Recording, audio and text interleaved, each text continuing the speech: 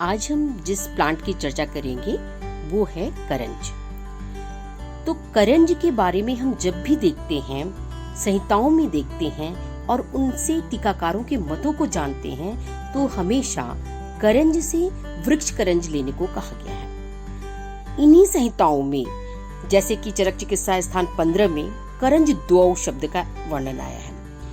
अष्टांग हृदय में भी करंज युगम का वर्णन आया है और ऐसा कहा गया है नक्तमाला पूतिकश चेती। वहां पर करंज द्वय से नक्तमाल और पुतीक लेने के लिए कहा गया है। नक्तमाल का तात्पर्य है वृक्ष करंज से और पुतीक चिरबिल।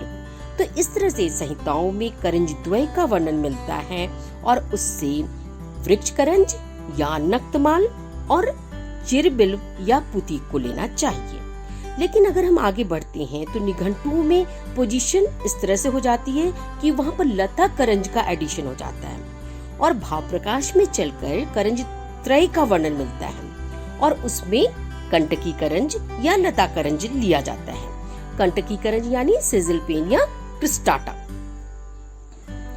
इस प्रकार हमने देखा कि करंज 3 प्रकार का है, वृक्ष करंज, पुतीक और लता करंज। अगर हम अलग अलग तीनों प्रकार के करंजों को देखें तो करंज यानी वृक्ष करंज पोंगेमिया पिन्नाटा है या पोंगेमिया ग्लाब्रा फैमिली फेबेसी, जो कि 1200 मीटर हाइट पे पाया जाता है और वेस्टर्न घाट्स में अधिकतर मिलता है। अगर हम इसके पर्यायों को देखें तो इसके पर्याय हैं जैसे नक्तमाल यानी अंधेरा, मतलब जो रात में दिखाई दे, तो इसके फ्लावर्स को इंडिकेट कर रहा है। इसके फ्लावर्स व्हाइट कलर के होते हैं और माले की तरह होते हैं। दूसरा है घृतपूर स्निग्ध पत्रक। अगर हम लीव्स को देखें तो बहुत ही चिकनी है, बहुत ही स्निग्ध हैं। ये पर्याय इनको इंडिकेट कर रहे हैं। और अगर इसके रसगुण विपाक को देखें तो ये लघु है, तीक्ष्ण है, रस तिक्त और कटु है, विपाक कटु और वीर्य उष्ण है। इसके पत्र का भी प्रयोग होता है और इसके सीड ऑयल का भी प्रयोग होता है। लेकिन अगर हम कुष्ठग्न महाकषाय के द्रव्यों को देखें तो अधिकतर द्रव्य के जो यूजफुल पार्ट हैं वो बार्क है, इसलिए कुष्ठग्न कर्म के लिए हम इसके बार्क का भी प्रयोग करते हैं। इसके ऑयल का एप्लीकेशन स्कैबीज में, लिकोडर्मा में और जितने भी क्यूटेनियस डिजीजेस हैं उसमें यूज किया जाता है। और स्टेम बार्क को इंटरनली हम दे सकते हैं, ब्लीडिंग पाइल्स वगैरह में भी दिया जाता है। और इसके जो पॉट्स होते हैं उसमें जो सीड्स निकलते हैं उनका प्रयोग ब्रोंकाइटिस में, हुपिंग कफ में भी किया जाता है। इस ट्री में फ्लेवोनॉइड्स बहुत अधिक मात्रा में पाए जाते हैं। सीड ऑयल में करंजीन पाया जाता है, पोंगेमॉल पाया जाता है और ये जो एक्वस एक्सट्रैक्ट इसका निकालते हैं वो सिडेटिव और एंटीपायरेटिक इफेक्ट ये शो करते हैं।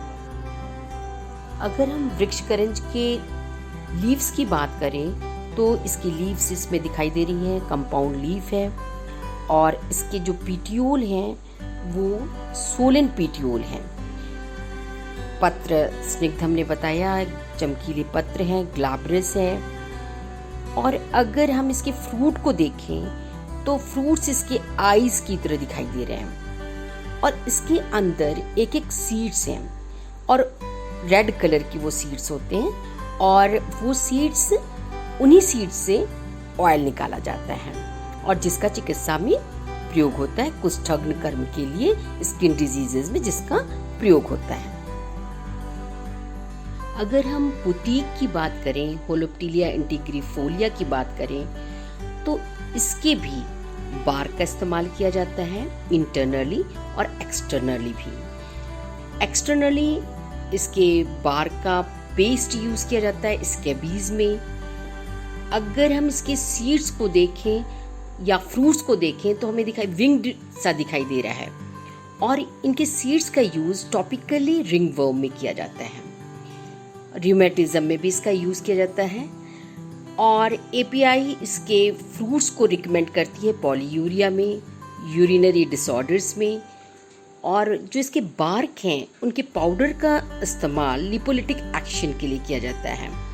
जैसा कि मालूम है कि ये लेखनी महाकषाय में है, तो ये मेदोहर है ही है, इसलिए इसका यूज़ लिपोलिटिक एक्शन के रूप में किया जाता है। अगर हम रसगुण विरूपाक की ओर ध्यान दें तो इसके रसगुण विरूपाक भी लघुरोग, तिक्त कषाय, कटु विपाक और उष्णवीर होने से ये लिपोलिटिक एक्शन या मेदोहर कर्म करते हैं। और इसके ड्राइड फ्रूट अगर हम इस्तेमाल कर रहे हैं तो 1 से 3 ग्राम की मात्रा एपीआई रिकमेंड करती है।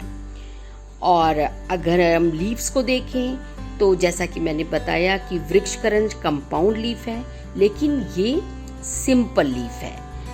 और पत्तियां अगर हम उस पर टच करें तो वो कर्कश है।